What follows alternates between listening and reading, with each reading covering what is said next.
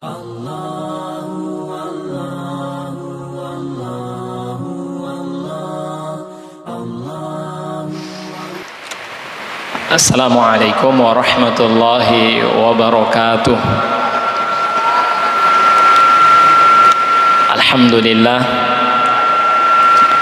alhamdulillahi rabbil alamin, wal aqibatu lil muttaqin wa la udwana illa 'alal zalimin. Asyhadu an la ilaha illallah wahdahu la syarika lah, wa asyhadu anna Muhammadan 'abduhu wa rasuluh. Allahumma salli ala Muhammad wa ala alihi wa ashabihi wa man tabi'ahu bi ihsanin ila yaumiddin. Qala Allah ta'ala fi kitabihil karim, ya ayyuhalladzina amanu idza tadayantum bidaynin ila ajalin musamman faktubuh. Qala Nabi sallallahu alaihi wasallam, matalul ghani zulmun. Alhamdulillah, bersyukur kita kepada Allah.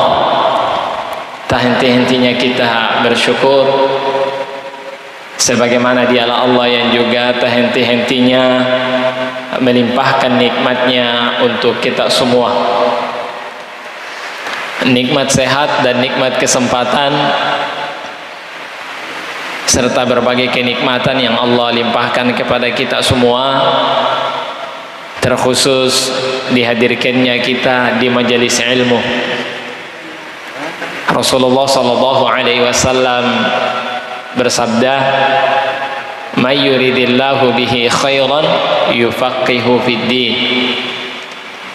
Barang siapa yang Allah inginkan kebaikan atasnya, di antara tanda Allah menginginkan kebaikan atas hambanya adalah yufaqihu fiddin. Allah memberikan kesempatan kepadanya untuk memahami atau belajar tentang agamanya. Selawat dan salam semoga senantiasa tercurah kepada Nabi kita, Nabi Muhammad sallallahu alaihi wasallam, Nabi yang diutus oleh Allah untuk menjadi pelita, menjadi teladan untuk kebahagiaan dan keselamatan kita di dunia dan akhirat. Jamaah pimpinan cabang Muhammadiyah Pinrang Barat, pimpinan cabang Aisyah Pinrang Barat yang sama-sama berbahagia, jamaah semua yang insya Allah sama-sama dimuliakan dan dirahmati oleh Allah Subhanahu wa ta'ala. Di beberapa tempat, di beberapa kesempatan, seringkali ada perbincangan yang amat sangat menarik, yang secara pribadi saya mendengarnya itu bukan hal biasa, yaitu di sebagian tempat, di sebagian kesempatan, ketika kami berbicara tentang persoalan utang piutang, itu ada saja ungkapan-ungkapan yang amat sangat menyentuh.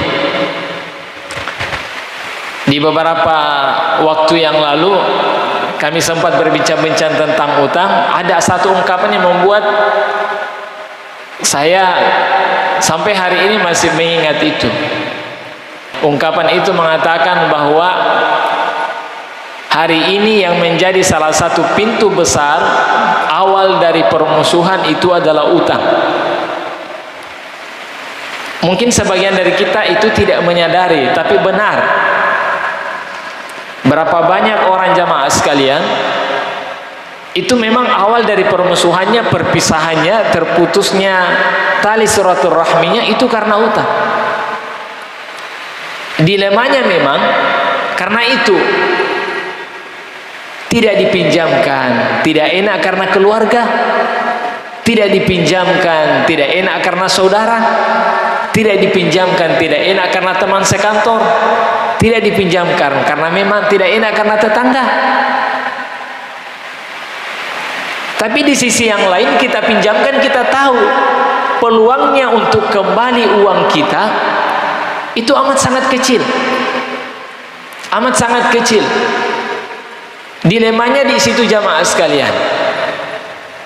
Apalagi di zaman-zaman sekarang, utang piutang itu sudah hal biasa dalam kehidupan masyarakat.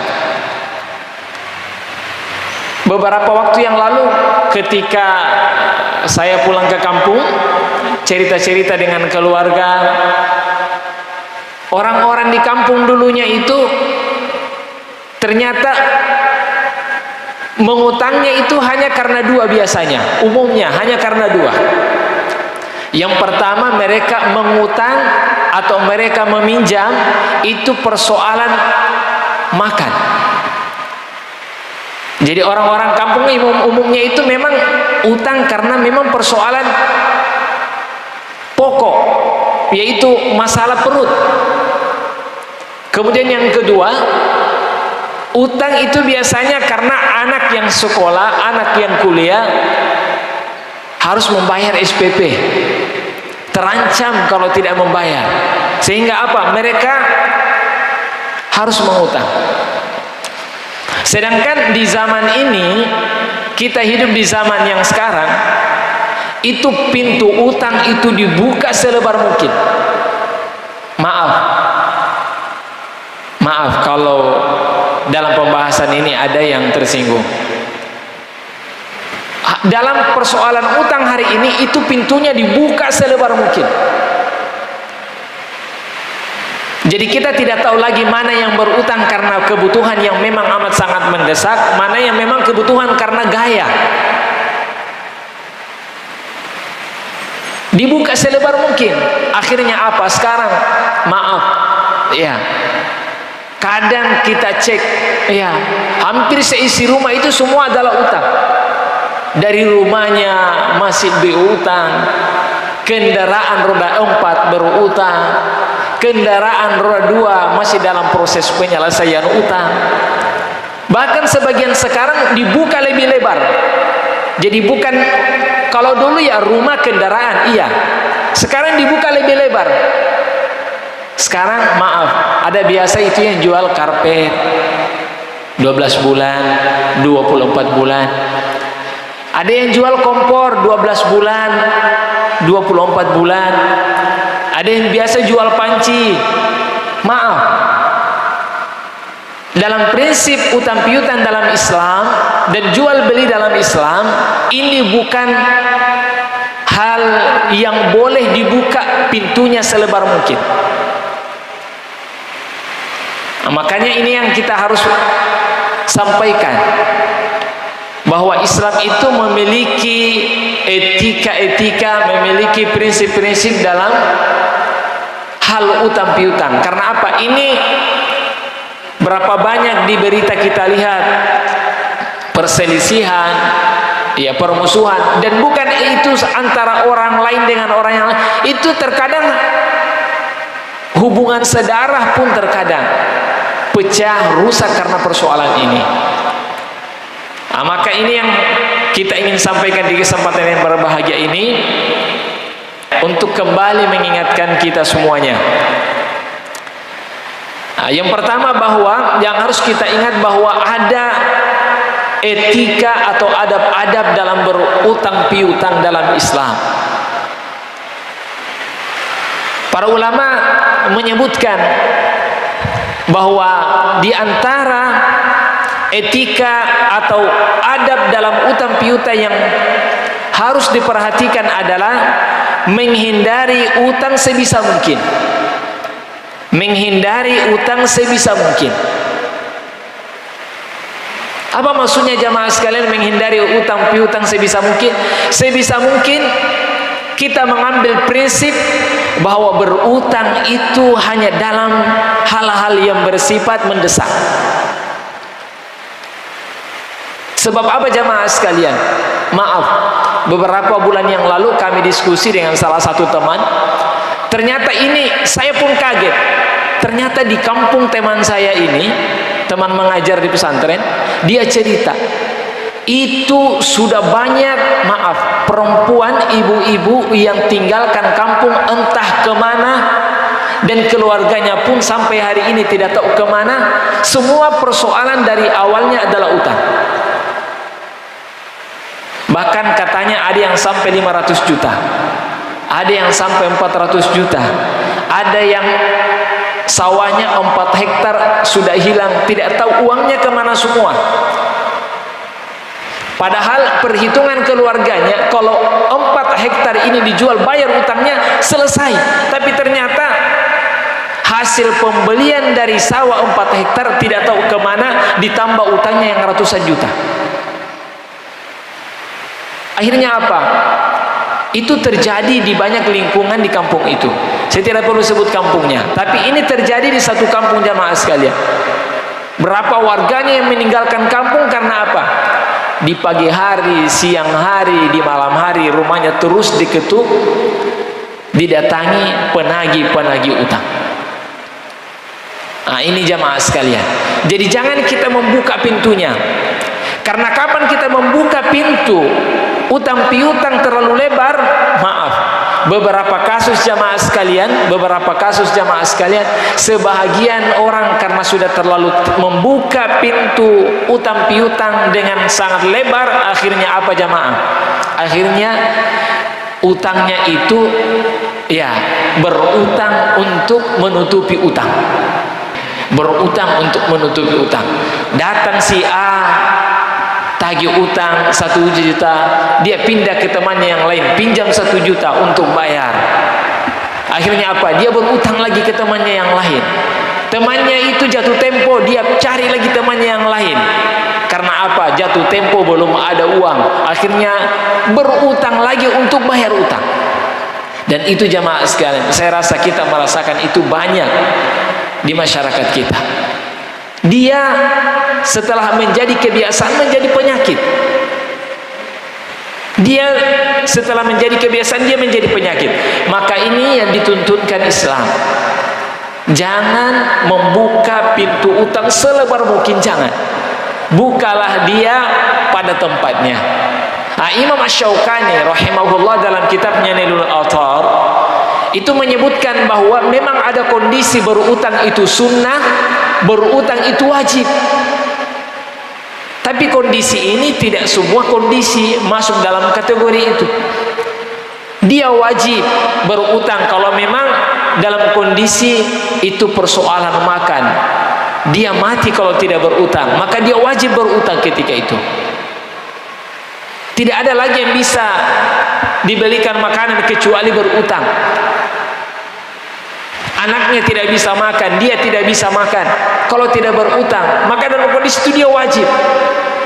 Atau ada kondisi dia sunnah, dia tahu di awal bulan dia akan gajian, tapi kalau dia tunggu itu dia tidak dapat hari kurban, lewat waktu kurban, maka tetap dia dianjurkan meminjam untuk membayar kurban.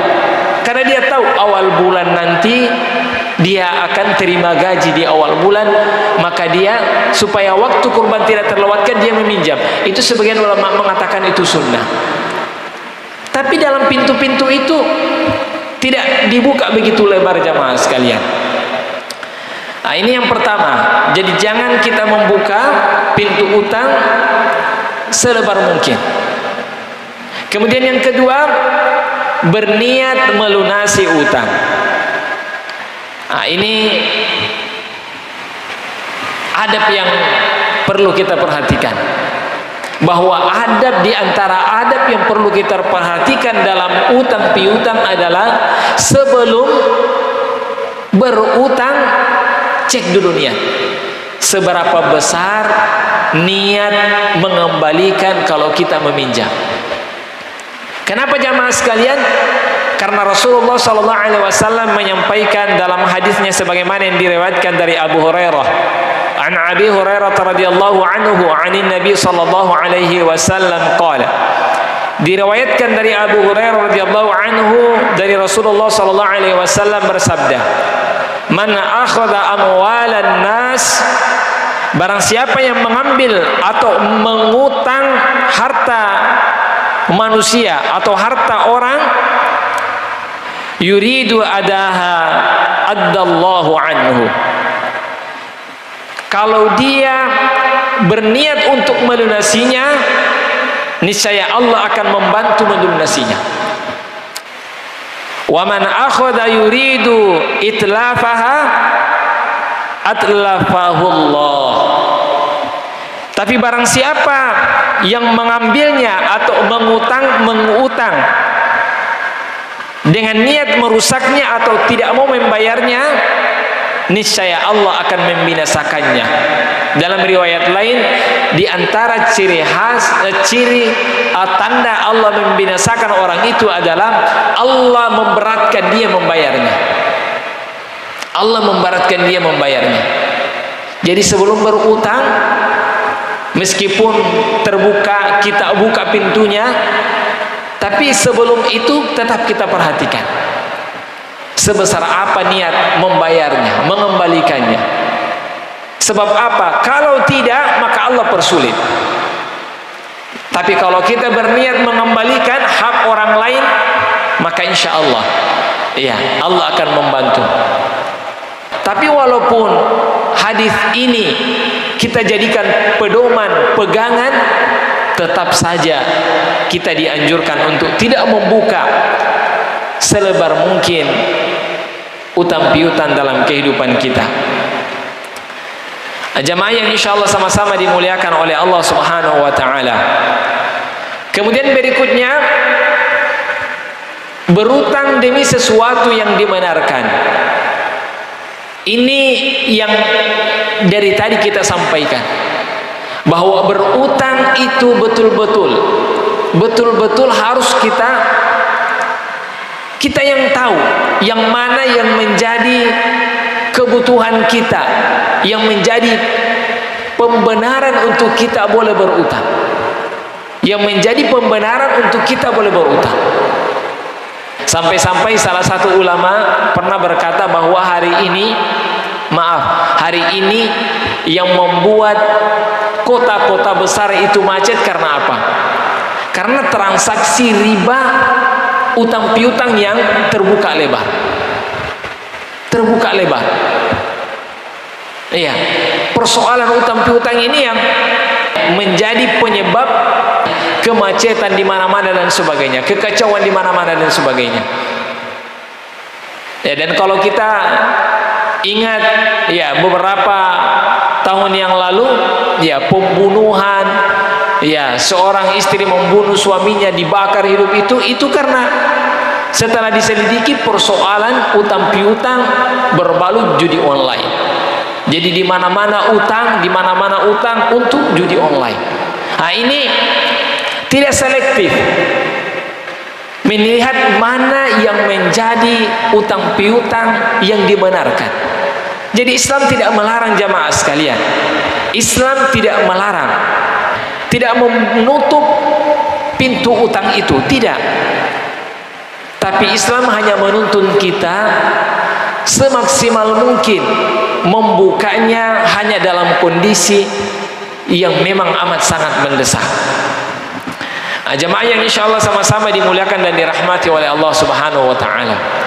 Kemudian etika berikutnya yang harus diperhatikan dalam utang piutang adalah mencatat utang piutang.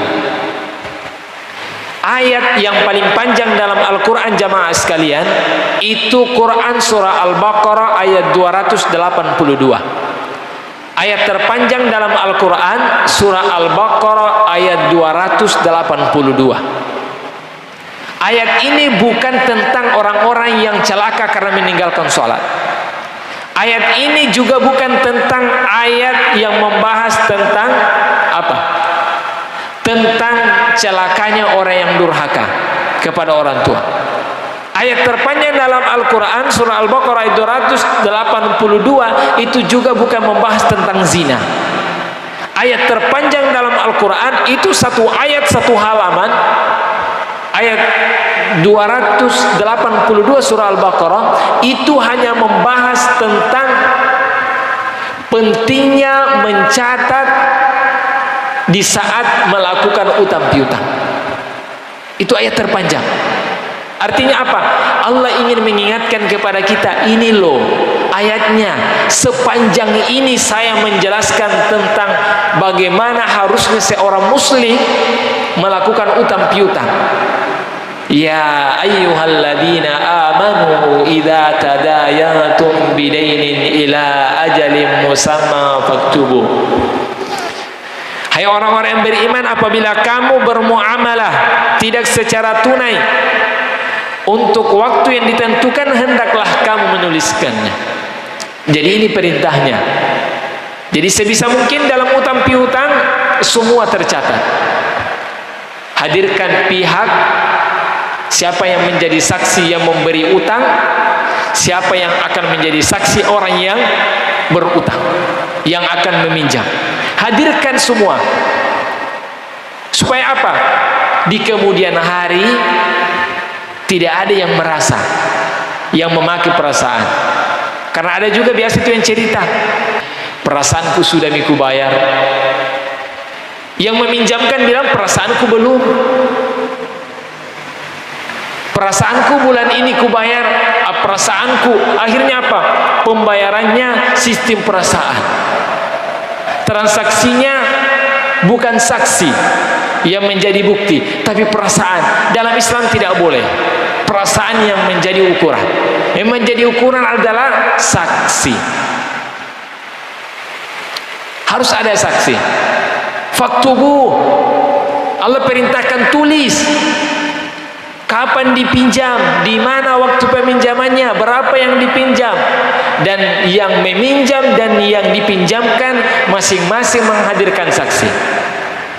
Apa kira-kira tujuannya? Tujuannya demi kemaslahatan. Demi kemaslahatan.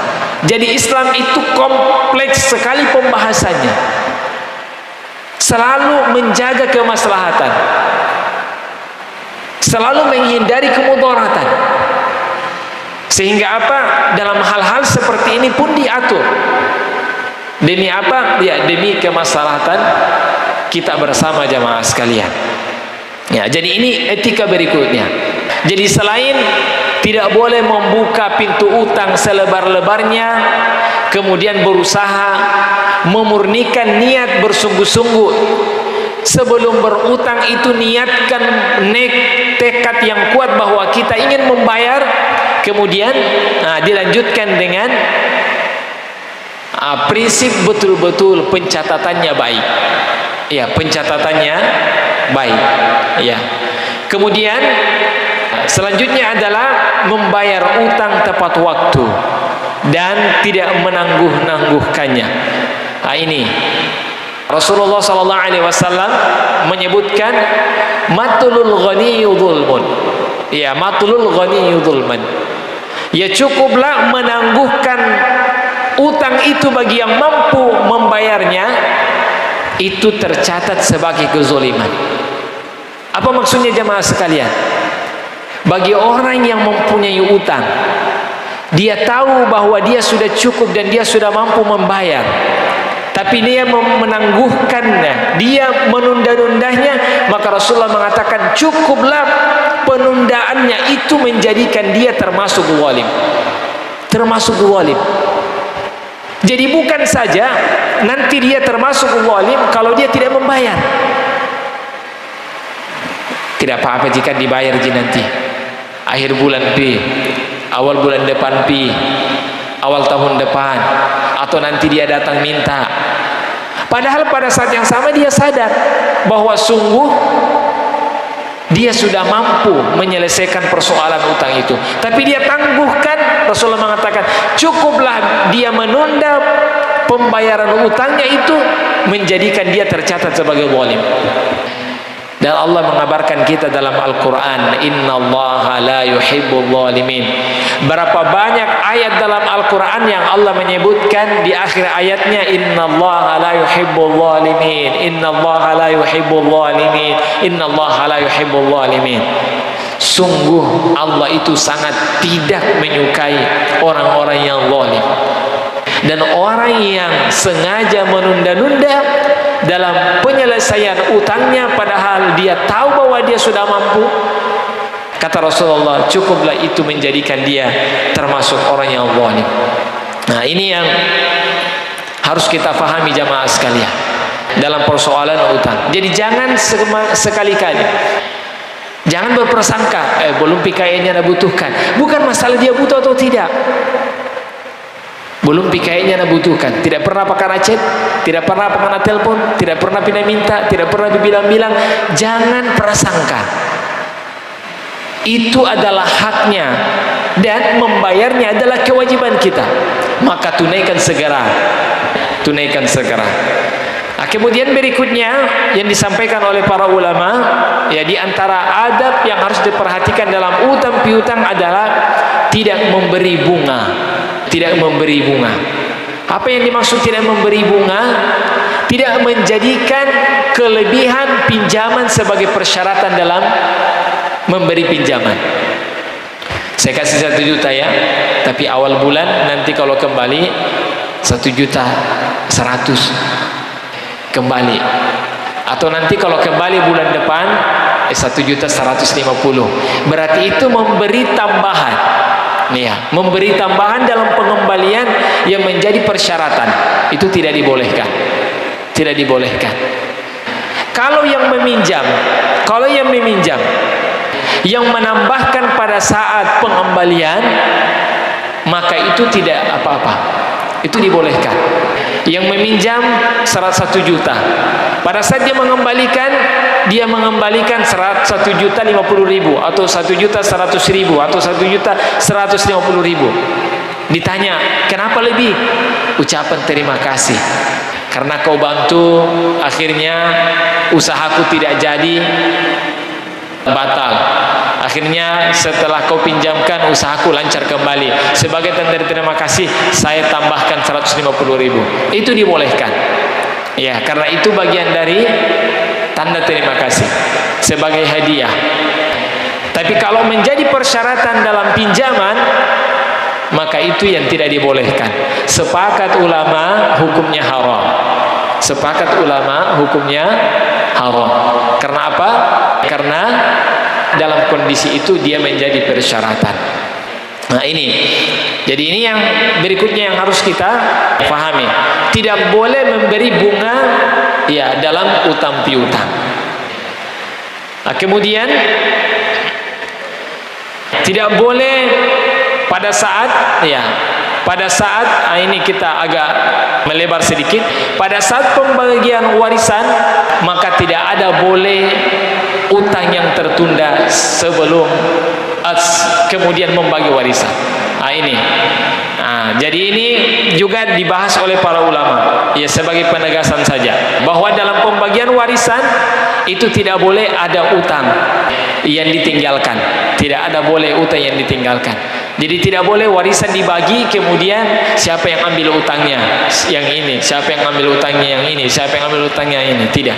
Tuntaskan dulu semua persoalan utang, baru harta warisan dibagikan. Ini yang terkait beberapa pembahasan terkait dengan utang piutang. Jadi ini yang kita sampaikan di kesempatan yang berbahagia ini.